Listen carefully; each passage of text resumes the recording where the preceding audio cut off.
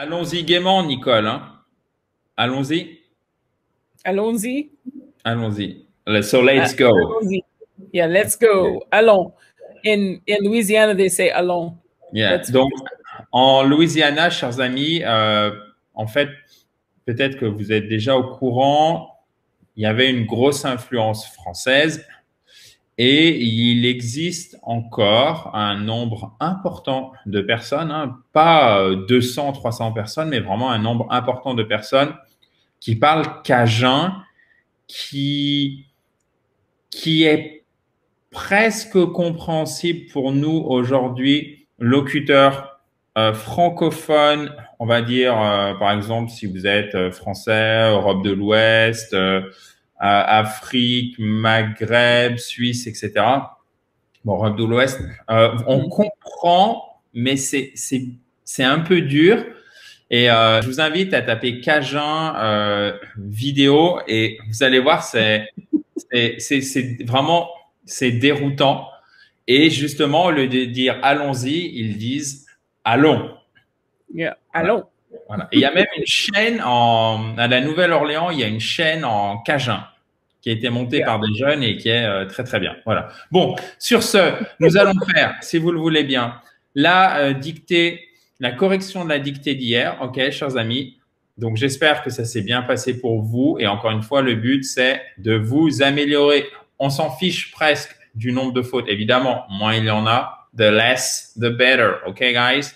Et avant, si vous ne l'avez pas fait, je vous invite à vous abonner à cette fabulous YouTube channel en cliquant sur le bouton rouge en bas à droite. Exactly, Nicole. So I'm gonna display the whiteboard. Where are you, buddy? I'm talking to my whiteboard, obviously. It's my favorite pet. Sorry, I apologize for very Our stupid. helpful pets, yes. Yeah, thank you. Very That helpful. sounds so much better. Thank you. Allons-y, allons-y. Allons. Allons. Yes, we are listening to you, Nicole. Oh, I am so sorry. No worries. Okay. Yeah. After the pandemic, we all deserve a break. Comment tu veux dire? Period. Ok. Oh, we all deserve a break. Period. Après la pandémie, nous méritons tous une pause. Alors, regardez bien. Attendez, parce que vous allez tirer les oreilles si je ne vais pas à la ligne, vous avez raison. Après la pandémie, ça se termine par IC en anglais, ok? Donc faites bien attention, c'est pas pandemia ou whatever, ok? Pandemic. Ok. So, comma, why not plan a life-changing trip? Pourquoi ne pas organiser le voyage d'une vie? Littéralement, on le traduirait comme ça en français. Pourquoi? Parce que regardez, là, c'est un adjectif composé. Donc ça, c'est très important. Les adjectifs composés, donc qui sont faits de deux mots, la plupart du temps, c'est juste deux mots. Vous mettez en anglais toujours un tiret. OK? Première chose. De manière générale, les adjectifs sont toujours à gauche du nom et ils sont invariables. OK? The red dogs, les chiens rouges, the red dogs, on ne dit pas the reds dogs. Non, ils sont toujours invariables. The red dog. OK? Donc là, a life-changing, for example, a life-changing experience. L'expérience qui littéralement va vous changer la vie. Là, ça se traduira correctement par le voyage d'une vie. Par exemple, vous pouvez aller à Tahiti. On dit souvent que Tahiti, c'est Tahiti. Je me trompe dans la prononciation. Désolé pour tous les polynésiens qui me corrigeront dans un commentaire ci-dessous. Mais on dit souvent que c'est le voyage d'une vie, OK? Life-changing trip. Ça, c'est parfait si vous voulez augmenter votre niveau de vocabulaire et éviter d'utiliser toujours les mêmes mots. Par exemple, a good trip. Vous voyez, c'est assez pauvre. Donc là, on monte en qualité, chers amis. OK. Okay. Yeah. And, comma, good news, comma. Good news, comma, yeah. It won't even break the bank, period. Donc, et bonne nouvelle, vous n'aurez même pas besoin de vider votre tirelire. To break the bank. OK? To break the bank. OK, Nicole? Mm-hmm. If you're on a... Oh. Yeah. Sorry. If you're on a budget, comma. Donc, est-ce que tu peux le redire, s'il te plaît? If you're on a budget, comma. Donc, vous avez bien entendu if you're, pas if you are. Si c'est une forme contractée, je vous ai mis spécialement une forme contractée pour que vous entraîniez. If you're, OK? Donc, si vous avez un budget serré, donc là, on est vraiment dans les expressions idiomatiques. Ça se comprend bien, mais par contre, quand on veut partir du français, if you don't have, bless you. If you don't have a lot of money, vous pourriez dire ça si vous n'avez pas beaucoup d'argent. Mais si vous voulez vraiment parler de manière fluent, courant, vous allez utiliser ce type d'expression. OK? If you're on a budget. Yeah. Budget. OK. Budget. Yep. Yeah. You can still have a great time, period. You can still have a great time, period. Encore passer un super moment. Here's what you can do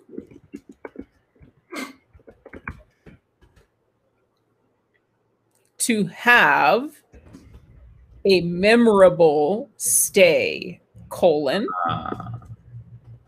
Est-ce que vous l'avez eu, cet adjectif? Voici ce que vous pouvez faire pour avoir un séjour mémorable. How do you say that, Nicole? Memorable? No. No. Memorable. Please, once again. Memorable. OK. Donc, celui-ci, on va le travailler dans la prononciation qui aura lieu demain. Donc, voici ce que vous pouvez faire pour avoir un memorable stay. OK? Yeah. Un séjour mémorable. Yes. Continue. And a colon after stay. Oh God, I cannot correct it. So, 2 points. Il faut mettre les 2 points, chers amis. Hein. Pas le point après stay. OK, parfait. Donc, on a une petite interruption technique, chers amis, pour que je vous affiche correctement les 2 points. Donc, c'est maintenant chose faite. Passons à la suite de la dictée. Nous t'écoutons, Nicole. OK. Put aside. Je vais le mettre en vert, c'est plus sympa. Regarde. Put aside a fixed amount of money each month,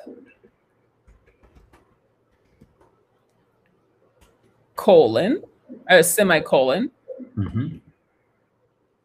After a while, you should have enough money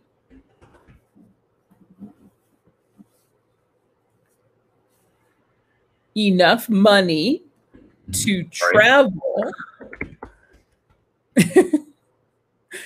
to the destination you desire. Okay.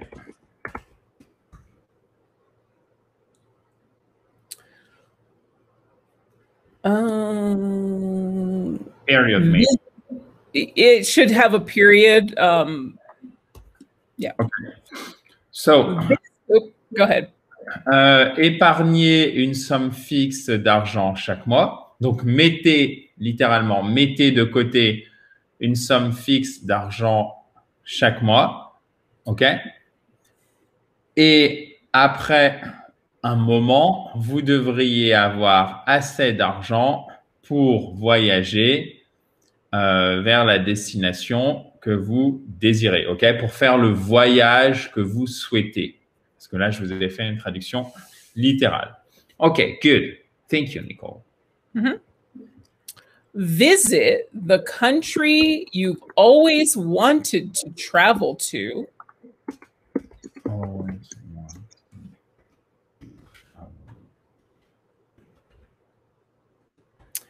You've always wanted to travel to. Sorry. No problem. I didn't pronounce it clear enough. Visit the country you've always wanted to travel to. Okay. And it should have a period. Okay. Learn a few words. Donc, visitez le pays que vous avez toujours voulu, dans lequel vous avez toujours voulu voyager, d'accord? Visitez le pays dans lequel vous avez toujours voulu voyager. Apprenez quelques mots, virgule. Learn a few words in the local language, semicolon. Okay. And no comma after words. Oh, sorry. Okay. Oh. Okay. It will make a big difference. Exclamation mark. Bon, apprenez quelques mots dans le langage local. Cela fera une grande différence. Exclamation mark. Yes. So, comma, where are you planning to go to? OK, on va passer ici. So, comma, where are you planning to go to? Alors, où est-ce que vous comptez aller? OK? Où est-ce que vous comptez aller? Est-ce que tu peux relire la dictée du coup, Nicole? Bien sûr. OK. Désolé pour le côté bariolé du jour, mais on fera en vert. Je vais garder le vert, c'est beaucoup mieux. Okay. After the pandemic, we all deserve a break. So, why not plan a life-changing trip? And good news, it won't even break the bank. If you're on a budget, you can still have a great time. Is it we or you can still have? You. Oh, sorry for that, guy. I missed that, yeah. You can still have. You can still have a great time. Uh-huh. Here's what you can do to have a memorable stay. Put aside a fixed amount of money each month.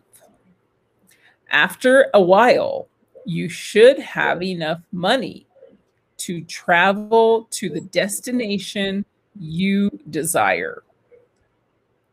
Visit the country you've always wanted to travel to. Learn a few words in the local language. It will make a big difference. So, where are you planning to go to? You can also say go with no to. Absolutely. Et alors, regardez, au début, Nicole a dit after the pandemic. C'est pour, normalement, si vous prononcez de manière neutre, vous allez dire after the pandemic. OK? Mais là, c'est tellement quelque chose de huge, d'énorme, que pour mettre l'emphase, et ça se fait très souvent en anglais, même si le nom commence par une consonne, on va dire the pour dire voilà, celle-ci, là, vraiment ce truc littéralement dont je suis en train de vous parler. OK? Voilà. Donc, ce n'est pas une faute, c'est simplement, on va dire, une petite distorsion qui est tout à fait courante et correcte en anglais pour mettre l'emphase sur quelque chose de manière précise. OK? De manière précise. Vous n'êtes pas obligé de le faire, mais c'était pour que vous compreniez bien la subtilité, la différence qui se cache derrière. Bon, merci beaucoup, Nicole. Of course. Another brick in the wall. Mais celui-ci, c'est Yes. un mur sympa. C'est le mur qu'on construit et qui sont les fondations de notre anglais. Donc, on se retrouve demain pour la prononciation, bien évidemment, parce que vous voyez, on travaille tout en profondeur, toutes les skills, toutes les compétences dont vous avez besoin, parce que c'est bien beau de savoir écrire en anglais ou d'arriver vous débrouiller à l'écrit, mais je ne pense pas que ce soit ce dont vous avez le plus besoin. D'accord? Donc, demain, on va améliorer votre prononciation, toujours dans la joie et la bonne humeur. Et avant, si vous ne l'avez pas fait, profitez-en pour télécharger votre kit complet pour vous mettre ou pour vous remettre à l'anglais. Il est gratuit, il fait 37 pages illustrées et concrètes. Il arrive directement dans votre boîte email. Il suffit de cliquer sur le i en haut à droite pour le récupérer. À demain, Nicole. À demain. À demain, chers amis. Bye bye.